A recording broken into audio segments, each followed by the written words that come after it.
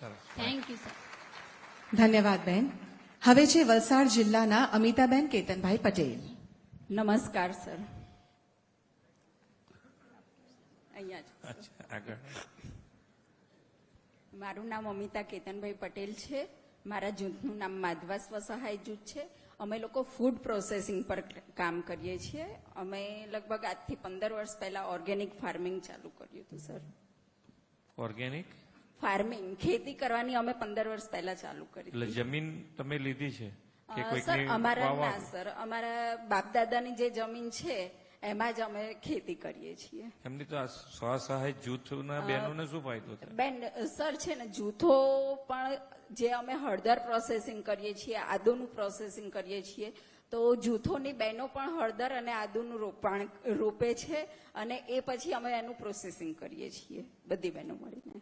ના, મારું હજુ મગજમાં એટલી ક્લેરિટી નથી આવતી કે તમારી જગ્યા તમારી છે. ના સર, અમારી પોતાની પણ છે જગ્યા અને બહેનોની પણ છે.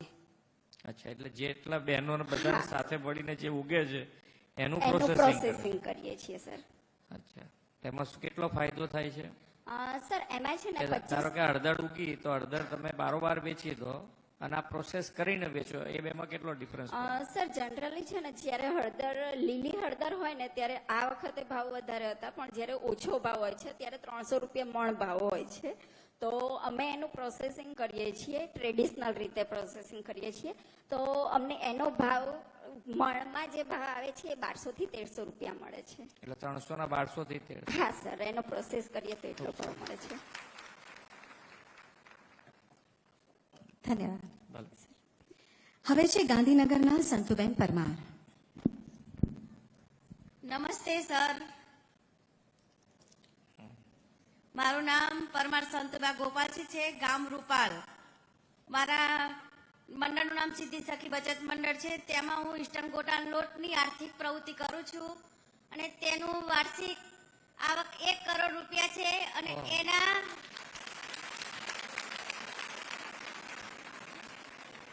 અને મારા મંડળમાં બીજી પણ એક પ્રવૃત્તિ ચાલે છે. ગાંધીનગર પોલિટેકનિકમાં કેન્ટીન ચલાવું છું અને તેમાં રોજના 400 થી 500 માં સ્ટુડન્ટનું જમવા બનાવું છું. અને આજની જે સખી સંવાદ કાર્યક્રમમાં જે જમણવાર છે તે અમારા જ મંડળનો છે. અને હું સીએમ સાહેબને અને તમામ બેઠેલાઓને કહું છું કે અમારા જમવાનો સ્વાદ અને ટેસ્ટ તમે કરતા જજો. સરસ. અને હું એમને તમારે પૈસાની જરૂર પડે તો ક્યાંથી લાવો? સર, અમે અહીંયા અમને વીઓમાં ફંડ આપેલો છે 15 લાખ રૂપિયા. કોણે આપ્યું છે? આ જીએલપીસી દ્વારા. અચ્છા, સરસ.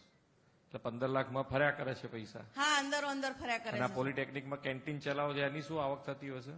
સર, એની મહિનાની 2 લાખ રૂપિયા આવક છે. એમાંથી માઇનસ કરતા અમને 75 જેવા મહિને મળી રહેશે. ને આ પોલિટેકનિકમાં તમે જે કેન્ટીન બનાવી છે એમાં તમે કેટલી આઈટમો બનાવો છો ત્યાં અંદર? ભજીયાની સાથે બીજી કોઈ વસ્તુ બનાવો છો? હા, જમવાનું ફૂલ ડીશ હોય છે સર, અને નાસ્તા પણ હોય છે જુદા જુદા, અને ચા કોફી પણ રોજની હોય છે. કેટલા રૂપિયાની ડીશ હોય એમાં? 50 રૂપિયાની જમવાની ડીશ ફિક્સ થાળી હોય છે. 50 રૂપિયામાં? હા, 50 રૂપિયામાં સર. લોકોને ગમે છે, આનંદ? હા, સ્ટુડન્ટ છે સર. સ્ટુડન્ટ છે? હા. સ્ટુડન્ટ તો કોઈની ડરતા ના હોય ઝડપથી, ને કઈ બી થયું તો તમારે આઈ બન્યું સમજી. સરસ. ધન્યવાદ બેન.